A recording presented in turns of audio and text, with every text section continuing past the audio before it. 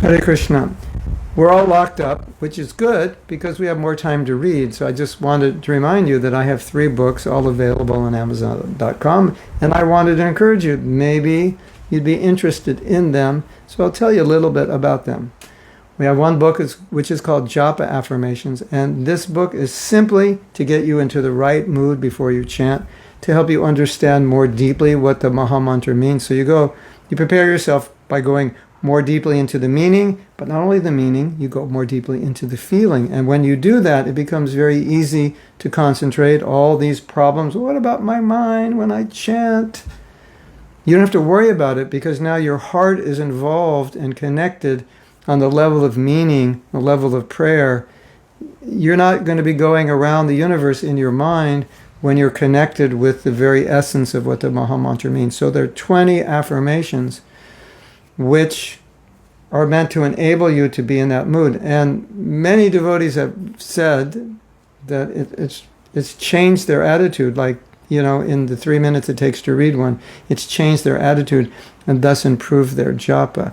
So it's something that I developed from teaching japa over 20 years, 15, 20 years. So these have come out of the japa workshops. The second book is a book called Living the Wisdom of Bhakti, which is the practical application of Bhakti. So we take the philosophy and say, okay, now let's take this philosophy and kind of dissect it into what it looks like when you put it into practice, because sometimes we don't do that.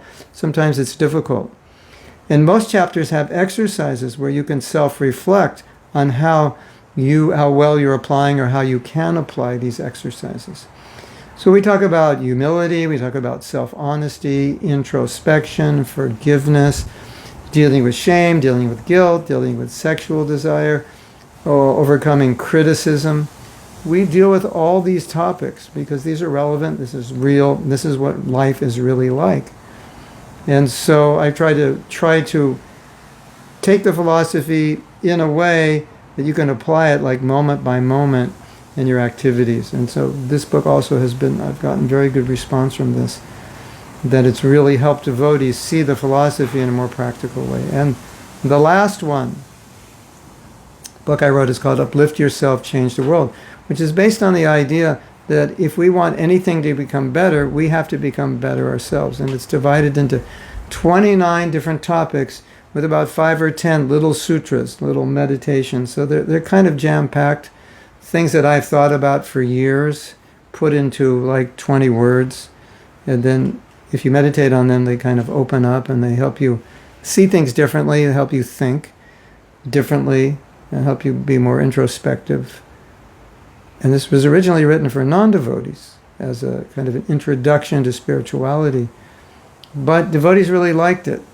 So I think you would also benefit. Many devotees said they greatly benefited from the book, but it's also a good book to give to people. If you want to recommend something to read that's thought-provoking, it's not too heavy philosophically, it's there. So it's all on Amazon in hard copy and digital copy. Now you have time, you're sitting at home, don't sit around twiddling your thumbs, thinking, what am I going to do, going crazy on Facebook all day. Of course, now there's so many classes, so maybe you won't go crazy on Facebook, but take some time off digital media and read a little bit.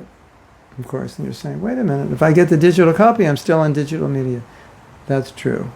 But take time, instead of just videoing, having videos, take time and read and reflect. So 3 books on Amazon.com, just look under Mahatma Das, or look under Japa Affirmations, or Uplift Yourself, Change the World, or Living the Wisdom of Bhakti. I think you'll really like these books. I think they'll really help you. And just a little word of wisdom, which I've learned from very successful people. It's worth reading a whole book if you learn one thing that changes your life. It was worth it. So in the Japa Affirmation book, if you learn one thing, you'll learn more than one. But if you only learned one, and you took the hour or whatever it takes, hour or 2 to read it, and you only learned one thing, but that dramatically changed your japa, it would be worth it. Because now, for the rest of your life, you've been able to upgrade your japa. If you read Uplift Yourself and you learned one thing that totally turned around the way you see something, that completely solved a problem for you, that would be worth reading the whole book. Same thing with living the wisdom of Bhakti. If it solves one problem, if it changes a perception that could solve a problem, if it makes you aware of a problem you didn't even know you had, it would be worth reading. So reading is valuable. You can get so much out of a book, but even you get one thing out of it, it's worth it if that one thing makes a dramatic change in your life. Hare Krishna. Thank you for listening. We'll see you. Maybe we'll meet you in the pages of my book.